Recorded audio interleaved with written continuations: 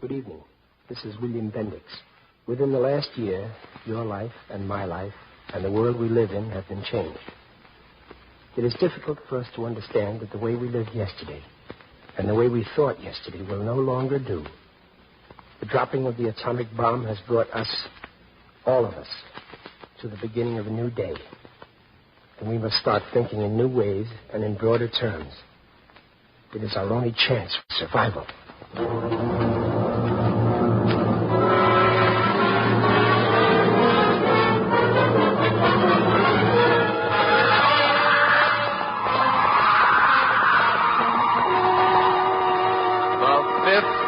Horseman.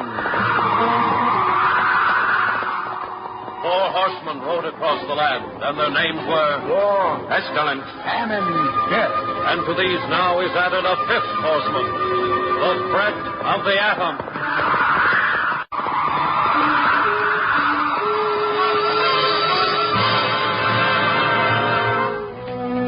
The National Broadcasting Company and its affiliated independent stations present The Fifth Horseman, written and produced by Arnold Marquis. Here is the plain truth about the awesome significance of atomic energy and the hour of decision which faces mankind. Starring William Bendix, this is the second in the series titled Dawn.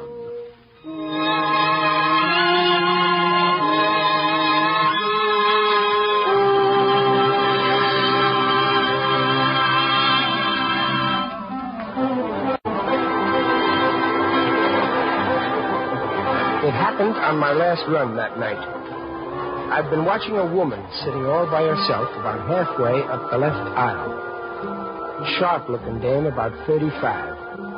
Not the kind of a dame that usually rides on the subway. Anyway, not on my run.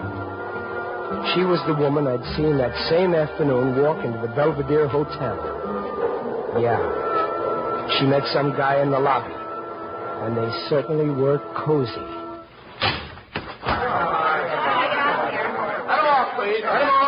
Forward. All aboard.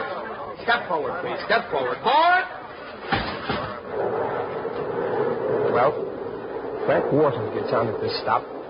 You know Wharton, the guy that manages all those big office buildings and apartment buildings. And he goes up and sits down beside this dame. Well, what are you doing out this time of night, Stephanie? Visiting with a sorority sister of mine. Mm-hmm. How's Otto? Oh, fine. Suppose he'll be at the station to meet you. Yes. I wanted to spend the night with my sorority sister, but, Yeah. how's Emily? Emily? Oh, fine. I'm pretty busy these days, forming a syndicate to put up a coliseum, you know. Oh, Coliseum. Mm-hmm. Oh, yes, I read about that.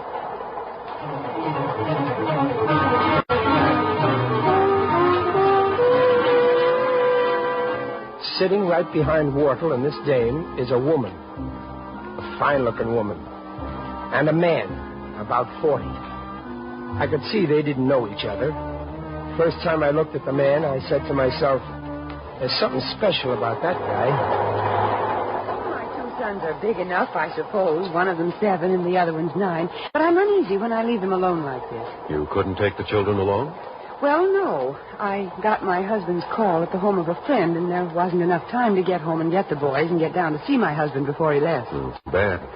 I thought I'd be home before this, but my husband's plane was delayed. Well, Oh, I'm so sorry. I didn't mean to knock those papers off your lap. that's all right. Oh, here. Some of them went right down under my feet. I'll get them for you. There. Thank you. Bulletin of Atomic Scientists. The implication of atomic energy, the atom bomb, an absolute weapon. Well, pretty heavy reading, isn't it? Depends on what you think is important.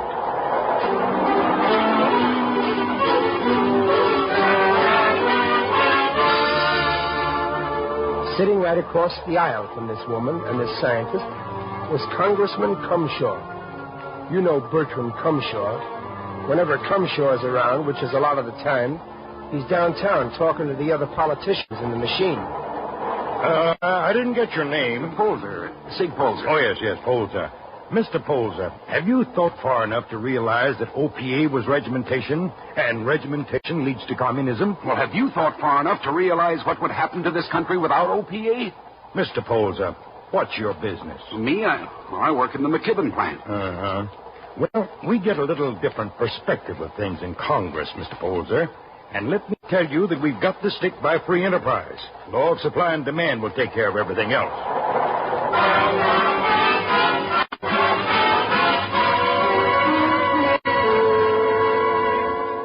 Well, we were heading down under the river. The mother of those two boys was listening to that special-looking guy who turns out to be a scientist. I watched him. The guy talking very quiet, and the woman with that blank look that people have when their mind is 1,000 miles away. In the seat in front of them, Frank Wardle was talking very personal to Stephanie. And from what I could get, he wasn't talking about business either. He was getting very chummy. All of a sudden, the train stops. Oh, I couldn't on Tuesday. Oh.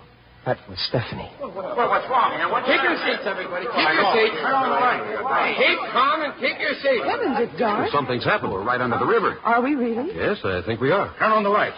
Conductor, turn on the lights. Come on, turn on the light. Let's go. I snapped on the emergency lights. And what I saw almost scared me. People in the aisles. Some of them jammed against the doors. Some of them standing on the seats. Everybody in your seats, please. Look at this. People trapped 30 seconds in the dark, and look at them. Yes. Are you scared, Stephanie? Not me. I'm in no hurry to get home. Well, we've got to get out of here. Look here, conductor. What's holding us up? Well, they're trying to find out now. Well, I've got business to attend to. Man waiting for me out in Exmoor right now. As soon as they find out what's happened, we'll start. I hope we won't be delayed too long. I hope we won't, too. Never can tell. Look here, conductor. I'm Congressman Cumshaw. He had that way that politicians have. Your company operates under a franchise from the state, and you have some responsibilities to the public. Do you realize that we're right under the river? Now, find out what's happening. Let's get out of here. I went up to the head end. The motorman was trying to find out what was wrong. I stayed and helped him for about 20 minutes. Then I went back into the car. I've got business, Stephanie. Man who's going to be in on the syndicate's waiting for me in Exmoor right now. Here comes the conductor. Well, what did you find out? There's no power. Then we're trapped.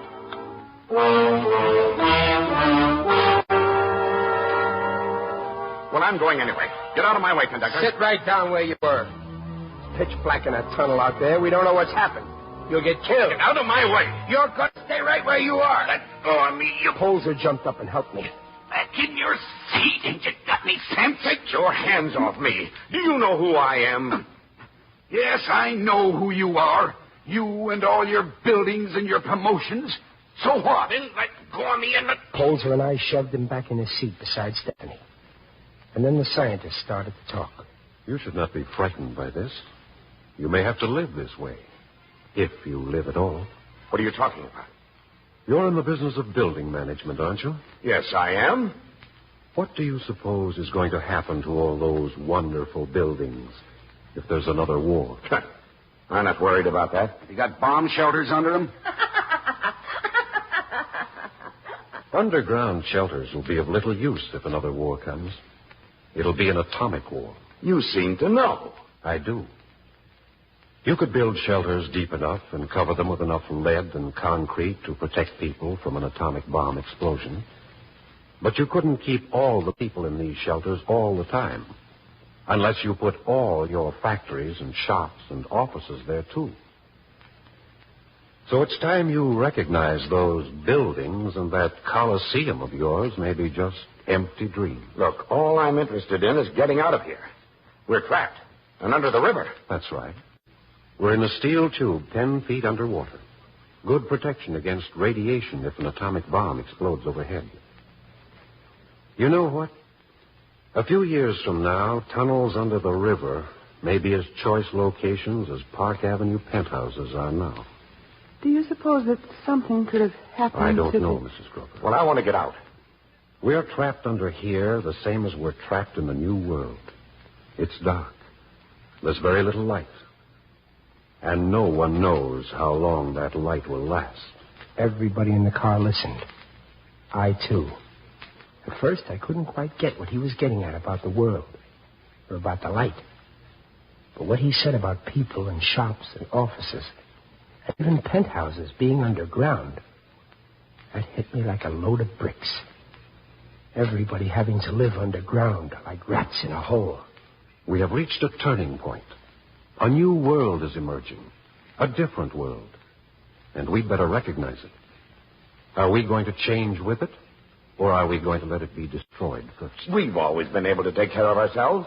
We will never again have this chance. Not with rockets and jet planes and saboteurs armed with atomic bombs. Atomic bombs will be bursting in our cities in a war 10 or 20 years from now.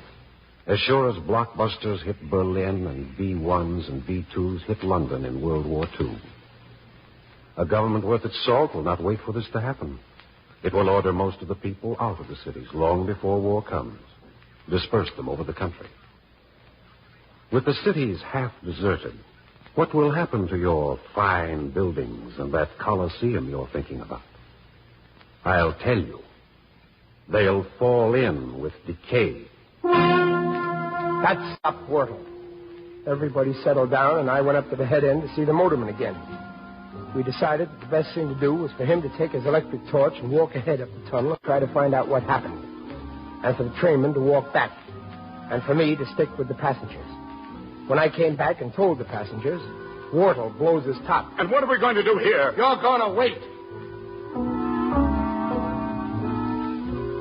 The air.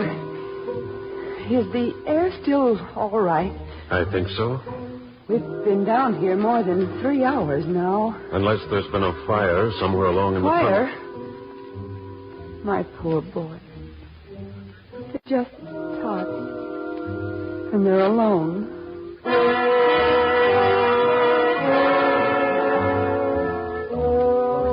The scientists sat there and answered questions about the bomb and all as fast as they fired them at him. Polzer, the fellow that worked in the McKimmon plant, went over and leaned over him.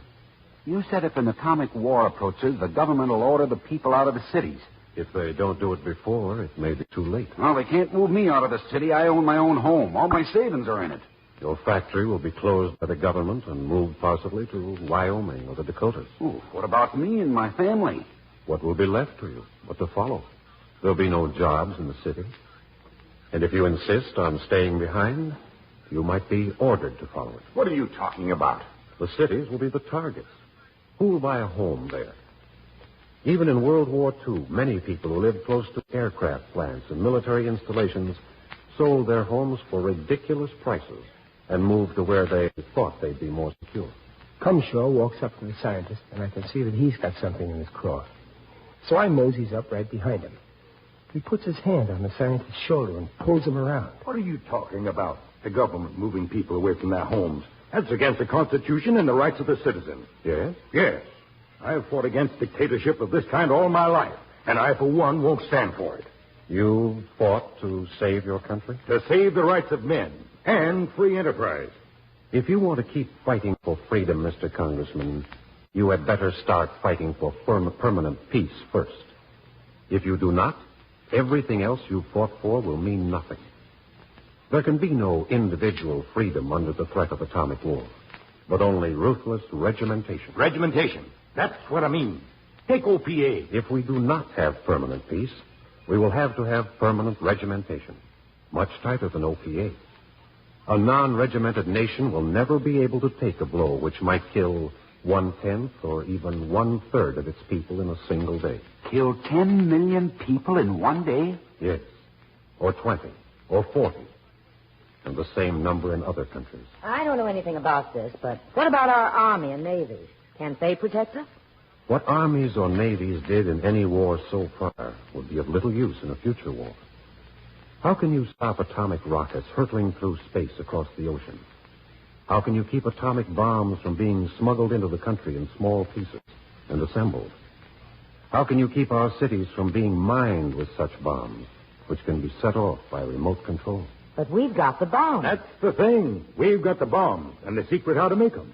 And if we aren't foolish enough to give it away, who's going to attack us? Yes, we've got the secret. Everyone looks at the scientist to see what he's going to say. It seems to me Stephanie is right. Cumshaw stands there over the scientist with that self-satisfied look on his face. But he didn't faze the scientist. There's no such thing as keeping the secret. The principle is known. There are no fundamental secrets about the atomic bomb. Could we keep the secret of flying after the Wright brothers flew the first plane? Could we keep the secret of the automobile after Ford first built it? Could the Germans or the Russians keep the secret of the rocket guns? No. Once the principle is known, and it's been shown that the thing can be made to work, there is no way of stopping any nation from making it.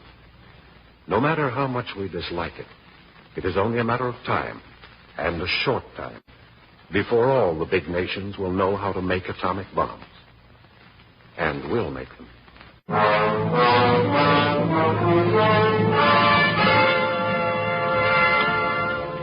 Stephanie came over to me. I think he's right. That's the way I got it pegged, I said. And then Wardle barges in again. I don't care whether he's right or wrong. When are you going to get us out of here, Conductor? Stephanie steps in before I could answer. Why don't you do something about it, Frank? I tried to get out and walk, didn't I? To save yourself. Were you thinking about this woman here with two small kids home alone? I'm all right. The children are, well, Timmy's 9 years old. And what are you thinking about, Frank? Your property. And your syndicate. Wait a minute, Stephanie. You've got me wrong. Let me tell you something. Cut it out. How long have we been down here? Nearly 6 hours. What are we going to do for food? What if the tunnel is caved in? Or something happened to the city over us? The river is over us. Conductor. Yeah? You care if I go up front and see if I can help get the thing going? No, I'll go with you. Anybody else want to give me a hand? You, Wardle? No, I don't know anything about things like that. You don't know anything except what you've got. And what you want. And what you're going to do. Come on, Sig. I'll go up there.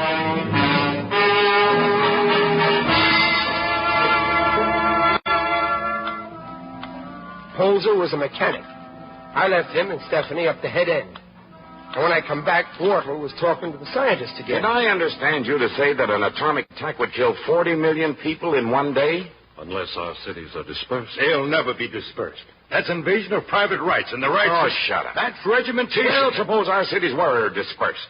In that case, perhaps only 2 million would be killed by the same number of bombs that would kill 20 million now. 2 million? That would bankrupt the insurance companies. Some British companies are already putting clauses in their policies. Not responsible for deaths due to atomic bombs. But it really doesn't make a lot of difference anyway. Because most of the assets of the big insurance companies are tied up in properties that would be destroyed. Even if an insurance company were not bankrupt by millions of deaths, most of its assets would be a pile of rubble and ashes after the first attack.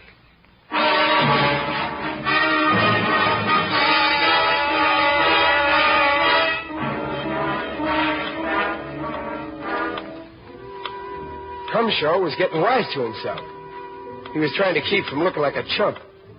He saw that he had his hands more than full with the scientist, so he comes up with another angle. Very well. You're a scientist. I don't know anything about science, but I know this, that if we corner the raw materials, how's anybody else going to be able to make atomic bombs?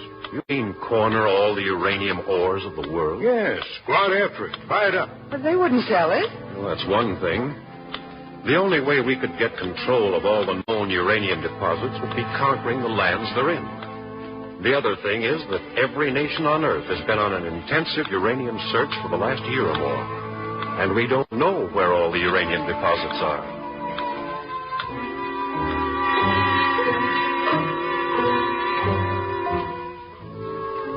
Maybe the tunnel has caved in. We've been down here 7 hours now. Wardle was beginning to look bad. Sweat was standing out all over his fat face. It should be dawn pretty soon. Dawn. Hey, Conductor, what happened to the motorman and the trainman that went out? I don't know. They never came back, did they? Listen to the silence. The lights are burning out. Conductor, don't you have any more batteries for the emergency lights? That's the last of them.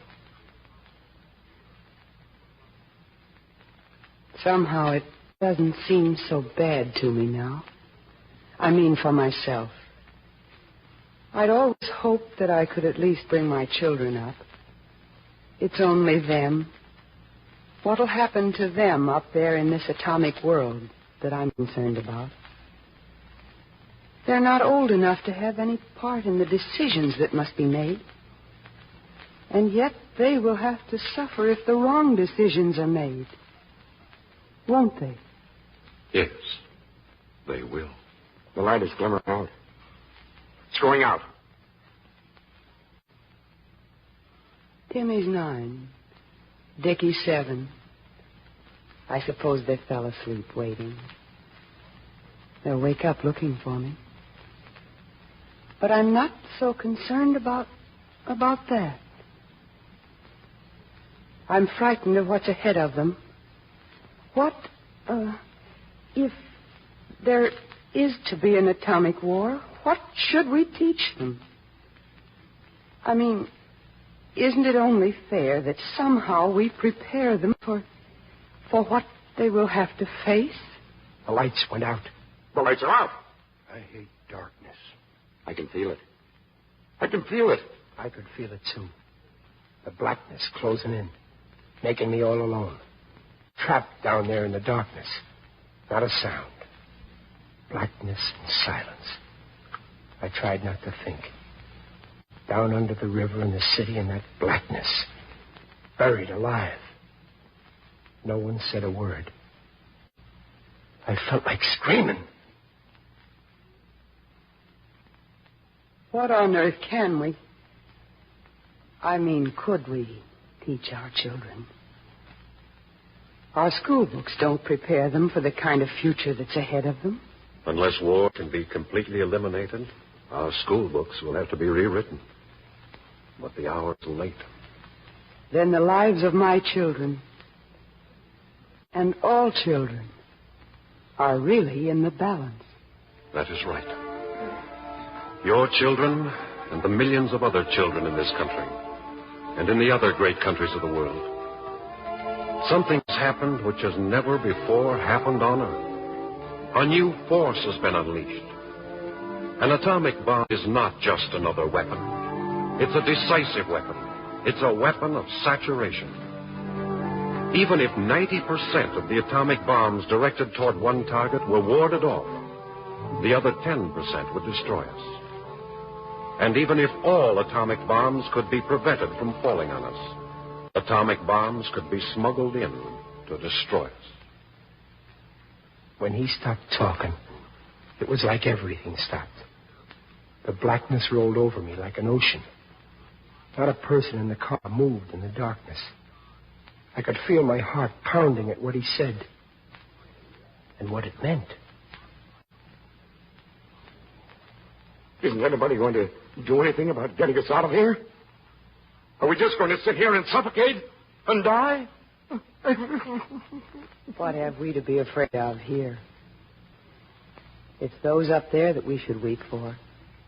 I for my boys, my husband, you for your people. Deep inside me, I have been trying to tell myself that an atomic war will never come. I have been telling myself that it's too terrible. That no nation would dare to start an atomic war. Terror has never stopped a war. When the attacking nation thinks it has a chance of winning by striking first, it doesn't count the cost. Fear of reprisal didn't stop Germany. It didn't stop Japan. It will not stop an atomic war. You're a warmonger. It was Congressman Cumshaw. I couldn't see him, but he seemed to fill the darkness. Why don't you shut up? Don't you think this woman and all of us have got enough to incite us to panic without your rabble-rousing about how we're going to be blown to kingdom come by the atomic bomb? Nobody said a thing. But I knew the scientist would talk. Mr. Cumshaw. Don't try to hand me that nonsense. I've seen your kind in Congress. It should be clearly understood that no scientific discovery, no gadget or instrument of any kind will save us from ourselves if we fail in the responsibility that is now before us. We have reached a turning point in history. Everything is changed. We stand at the dawn of a new day. We have the opportunity now to end war forever. It is our only chance. Only chance? What chance? The lights are on. Yeah, they went on all of a sudden there. All of a sudden the lights were on. And everybody was in the aisles yelling and laughing and crying. The scientist just sat there in his seat, looking at all of it. And all of a sudden, the train started to move. And here comes back from up front the guy that works in the McKibben plant. And Stephanie, the gal that went up there with him. Here, help to fix this. Congratulations, Polder. Congratulations. Who's running the train up there? Well, the engineer. He came back after the power went back on. What was wrong? Just the switch. Somebody ought to be made to answer for this. Somebody's responsible. There ought to be an investigation. Yes, keeping us trapped down here under the river all night. And me with a man waiting out at Exmoor to sign the syndicate papers for the Coliseum. What did you do about getting out of this jam? What do you do about anything that doesn't pay you money? Now, wait a minute, Stephanie. Wait a minute. When the chips were down, it was the little man. It was Sig Polzer that did something about it. Well, Stephanie, about Wednesday. Skip it. I'll be glad to get back to Otto. The scientist and the woman and the two kids just sat there without paying any attention to the jabbering that was going on around them. Stephanie's right, isn't she? About the little people? Yes. Yes, she is. It's the people we meet in our everyday lives, the ordinary people, who must understand the jam we're in and must help us find a way out. Oh, look. We're coming out into the light. A new day is starting. Yes. It's dawn. I hope it'll be a nice day. Nothing ever looked so good to me as that light as we came up from underground into the dawn. I was beginning to see what this scientist meant about the new day. Everything's still looking the same, but everything different. And as we rolled along, I looked ahead at Sig Polson and Stephanie, sitting up there together, and Wortle sitting up there in one seat, all alone, and Cumshaw sitting in another, and the mother sitting there beside the scientist. And I wondered if they'd change, too, or if they'd go back to living just like they did before. The train kept rolling, and I just kept looking at them and wondering.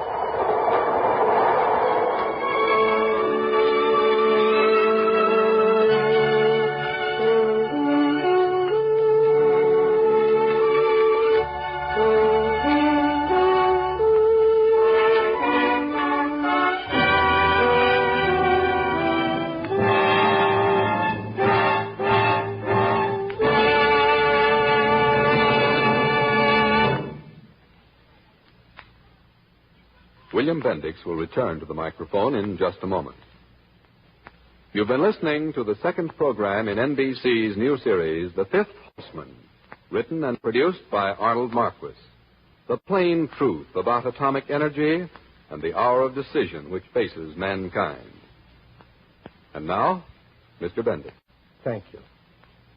Ladies and gentlemen, playing this role tonight gave me a deeper understanding than I've ever had before of the meaning of the atomic bomb. It's important that all of us realize what we are up against. It's no picnic. We can have a better world or no world at all. But we've got to make it. Good night.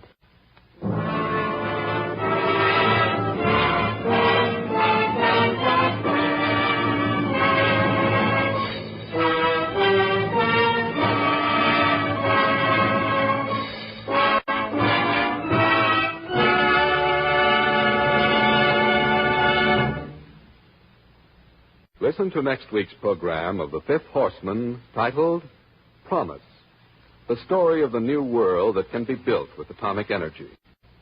The original music was composed and conducted by Thomas Peluso. The Fifth Horseman came to you from Hollywood. This is NBC, the national broadcasting company. The Fifth Horseman came to you from Hollywood. This is NBC, the national broadcasting company.